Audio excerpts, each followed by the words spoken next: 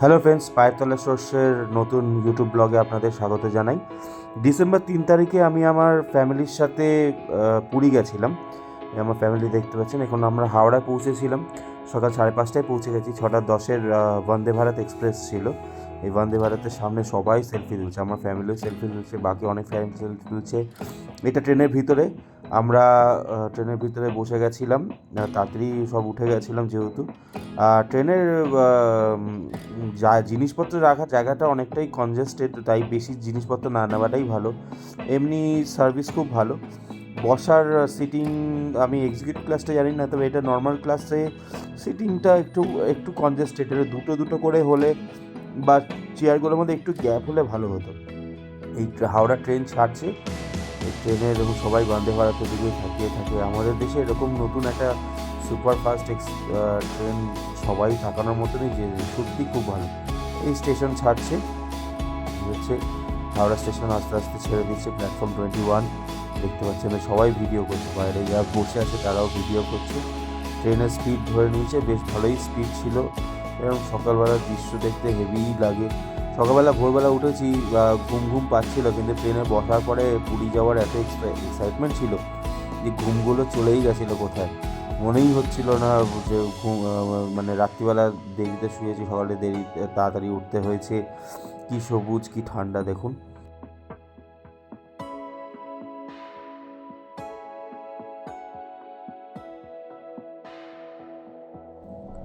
কিছুক্ষণ ট্রেন চলার পরে চা দিয়ে দিয়েছিল। ওই যে সবাইকে চা দিচ্ছে, নিউজ পেপার দেয়, জল দেয়। তবে একটা কথা আমি বলে রাখি যে চা আর ব্রেকফাস্ট সকালে, এটা সকালের ছিল ওই জন্য ব্রেকফাস্ট দিয়েছিল। চা আর ব্রেকফাস্ট থেকে কোনো এক্সপেকটেশনস রাখবেন না, চাটা ভালো খেতে নয়। আর ব্রেকফাস্টও খুব একটা ভালো ছিল না। আলুগুলো মানে ফ্রেঞ্চ ফ্রাই আলু দিয়েছিল, আলুগুলো পুরো মিহিয়ে গেছে, পাউরুটিও টোস্ট করে দেয়নি। বন্দে ভারতে এরকম খাবার বা এতগুলো টাকা নিয়ে না, ওরকম খাবার না দেওয়াই ভালো। তার থেকে যে যার অ্যারেঞ্জমেন্ট নিজে নিজে করে নেওয়া, সেটাই ভালো। আর এই যে সেই চাটা, যে চাটা কথা বলছিলাম, not not good, not good. মানে এর থেকে আপনি বাড়ি থেকে নিজের আনলেই ভালো হতো। টিকিট কাটার সময় অপশন থাকে যে ব্রেকফাস্ট লাগবে কি লাগবে না, আপনি নিজেরটা নিজে নিয়ে আসবেন। এই যে ব্রেকফাস্টটা খুব একটা আমার আমার মতে খুব একটা ভালো না খেতে, যা টাকা নিচ্ছে সেরকম ব্রেকফাস্ট নয়।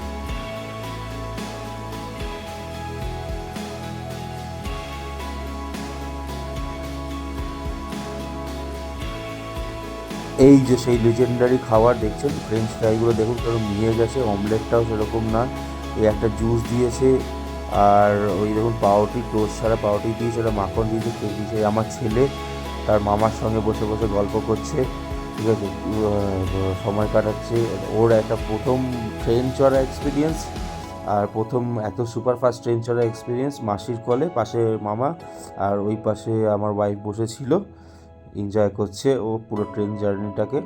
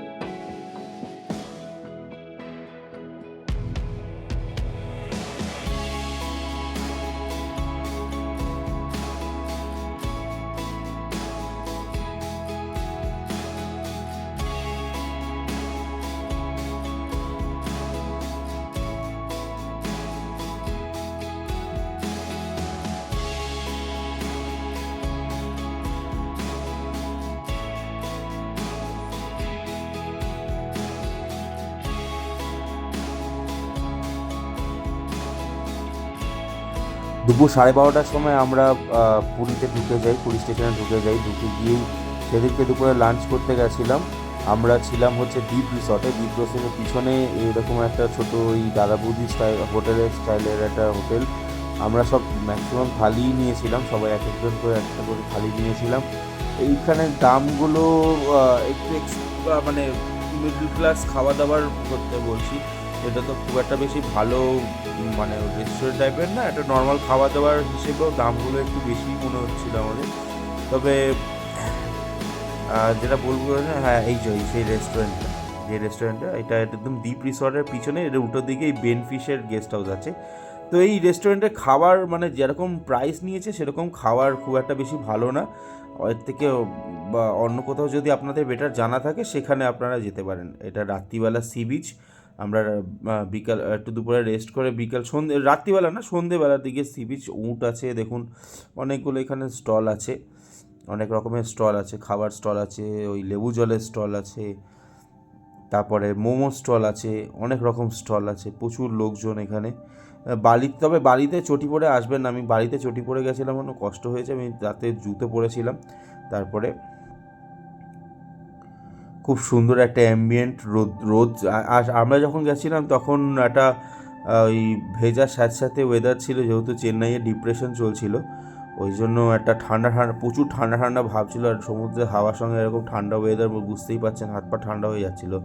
এই আমার ছেলে মামার সঙ্গে ঘুরে বেড়াচ্ছে, ওই উট যাচ্ছে, সবাই দেখুন সমুদ্রে রাত্রিবেলা ভিডিও করছে আমাদের মতনই। ওর মামা দেখো ক্যামেরার দিকে তাকাচ্ছে, ক্যামেরার দিকে দেখতে বলছে আমার ছেলেকে।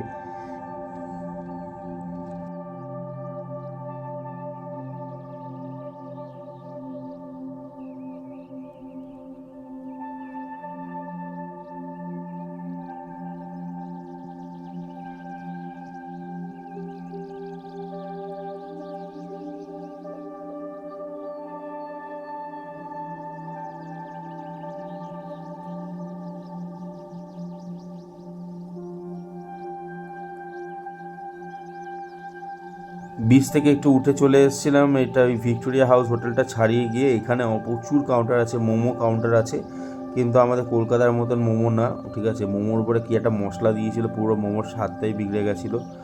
এখানে মানে আমার পুরীতে গিয়ে খাওয়া দাওয়ার আমার মানে খুব একটু প্রবলেমই হয়েছে, কেন আমার জানি না কেন পুরীতে আমার খাওয়া দাওয়ার নিয়ে মানে পুরো এক্সপেকটেশনসটাই ঘুরে গেছিলো। রাত্রিবেলা আমরা যে ডিপ রিসর্টে ছিলাম সেখানেই খেয়েছি, আমার বাকি ফ্যামিলি মেম্বাররা বাইরে খেয়েছিল, তারা মানে অনেক কিছু খেয়েছিল বলে তাই আর ডিনার করেনি। এইখানে ডিপ রিসর্টের গ্রাউন্ড ফ্লোরেই এখানে ওদের রেস্টুরেন্ট আছে, সেই রেস্টুরেন্টেই বসেছিলাম। এখানে খাওয়াটা একটু এক্সপেন্সিভ।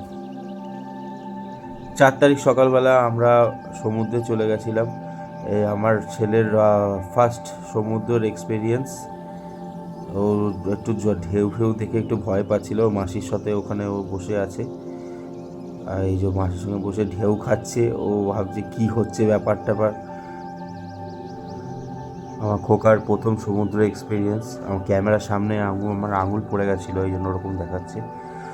তো ঢেউ আসছে, মজা নিচ্ছে, ও ভাবছে কী হচ্ছে রে বাবা, এরকম জল কেন আমার দিকে, ওর দিকে হেরিয়ে হেরিয়ে জল আসছে।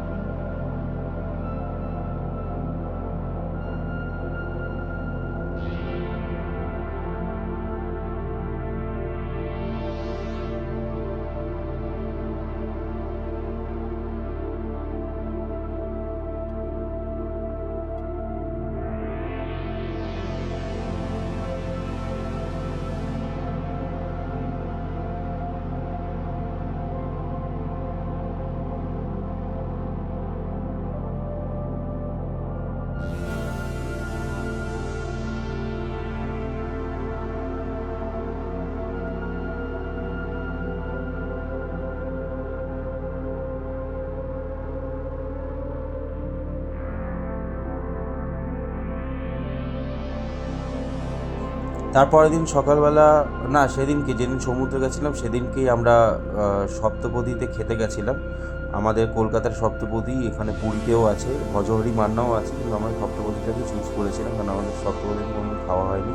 অ্যাম্বিয়েন্টটা খুব সুন্দর, খুব সুন্দরভাবে চারিদিকে সাজানো, খুব ভালো ওরা মানে সার্ভিস দিয়েছিল, রান্নাবান্নাও খুব ভালো। এই সপ্তপদী রেস্টুরেন্ট, এটা দ্বীপ রিসর্টের পিছনেই আছে। যেই রেস্টুরেন্টে আমরা প্রথম দিন নর্মাল ভাত মাছ খেয়েছিলাম, ঠিক তার পাশেই এটা। খুব সুন্দর রেস্টুরেন্ট, খুব মোটামুটি একটু এক্সপেন্সিভ বলবো না, বা সপ্তপদীতে যেরকম দাম হয় সেরকমই দাম, ঠিক আছে, আর আলাদাভাবে সেরকম কোনো ইয়ে নেই। এখানে আমরা চলে গেছিলাম হচ্ছে পুরীর যে লাইট হাউস আছে বিচের কাছে, দ্বীপ রিসর্ট থেকে অটো ভাড়া করে যেতে হবে আপনাকে, আর আপনি হেঁটেও যেতে পারেন, বাট প্রায় 45 মিনিটসের ওয়াক আছে দ্বীপ রিসর্ট থেকে।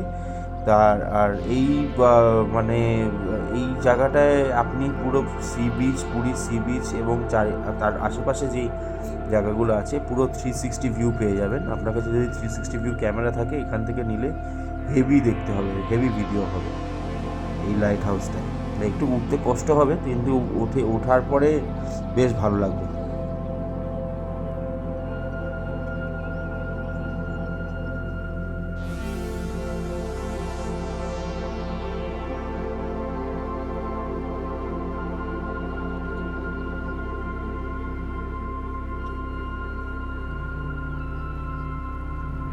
পাঁচ তারিখ সকালবেলা আমরা ভোরবেলায় জগন্নাথ মন্দিরে দর্শন হয়ে গেছিলো। তারপরে আমরা হোটেলে ফিরে আবার গাড়ি বুক করে বেরিয়েছিলাম। আমরা প্রথমে গেছিলাম কোণার্ক সূর্য মন্দির, তারপর ওখান থেকে গেছিলাম নন্দনকানন। এখন এই যে ভিডিওটা দেখছেন এটা সূর্য মন্দির যাওয়ার রাস্তাটা, খুব সুন্দর, চারিদিকে গাছপালা সবুজ আছে, রাস্তাও খুব সুন্দর, এত স্মুথ রাস্তা, কোনো খানাখন্দ কিছুই নেই। আর এই যে আমরা পৌঁছে গেছি সূর্য মন্দির, এই সামনে দেখতে পাচ্ছেন সূর্য মন্দির, কোণার্ক সূর্য মন্দির, আমার ফ্যামিলির সামনে হাঁটছে, ঠিক আছে। আর সবাই এখানে মেন গেট থেকে সূর্য মন্দিরের ওয়াকিং ডিস্টেন্সটা অনেকটাই বেশি। আর এখানে আমরা কিছুক্ষণ দাঁড়িয়েছিলাম, আমার শালাবাবু টিকিট কাটতে গেছিলো, ওইখানে ঢোকার জন্য টিকিট লাগে, আমার দামটা মনে নেই, বাট ওই 25-30 টাকা মতন পার হেড এখানে টিকিট কাটতে হয়। এখানে গাইডের ব্যবস্থাও আছে, তার জন্য আপনাকে গাইডের সঙ্গে নেগোসিয়েশন করে নিতে হবে। এই আমরা এগিয়ে যাচ্ছি মেন গেটের দিকে।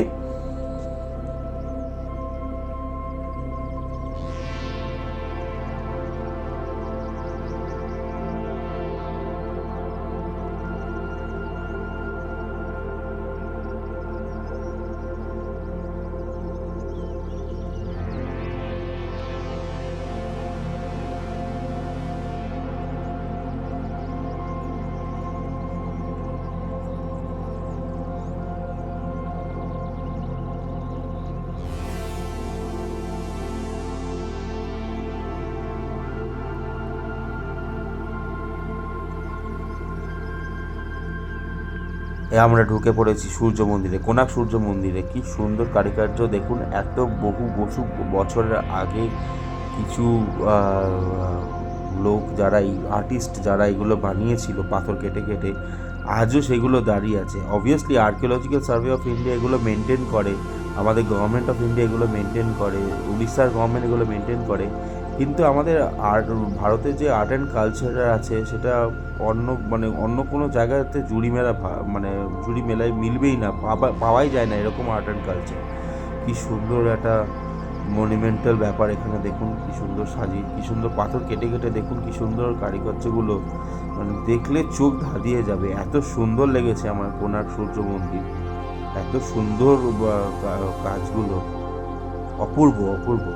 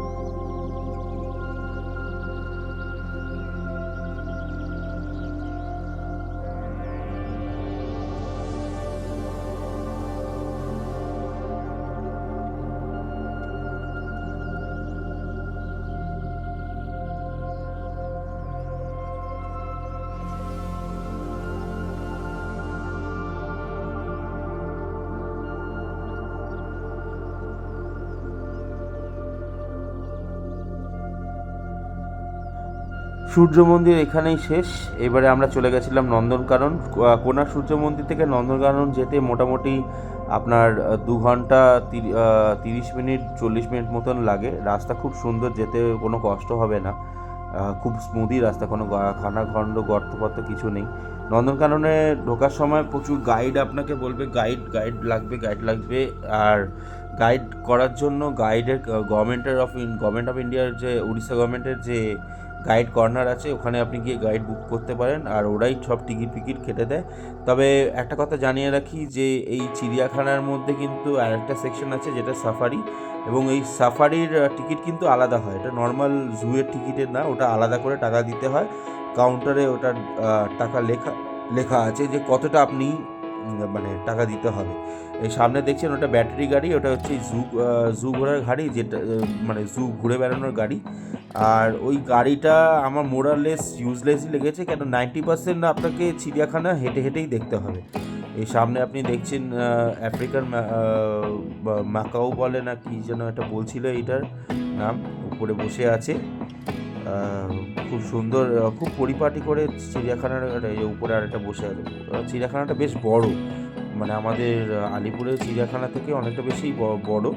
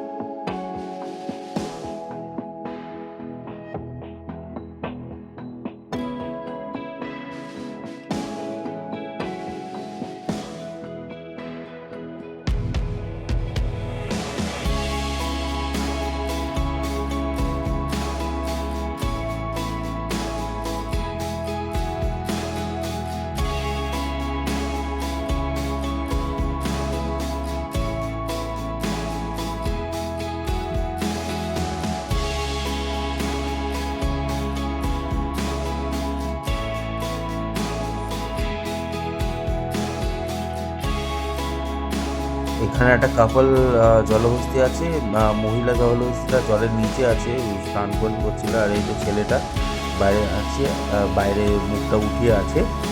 আর বেশি কথা বলবো না, এবারে আপনারা সবাই ভিডিওটা দেখতে থাকুন, ঠিক আছে? আলাদা করে এখানে চিড়িয়াখানার বলার কিছুই নেই, ঠিক আছে? আর please like, share and subscribe.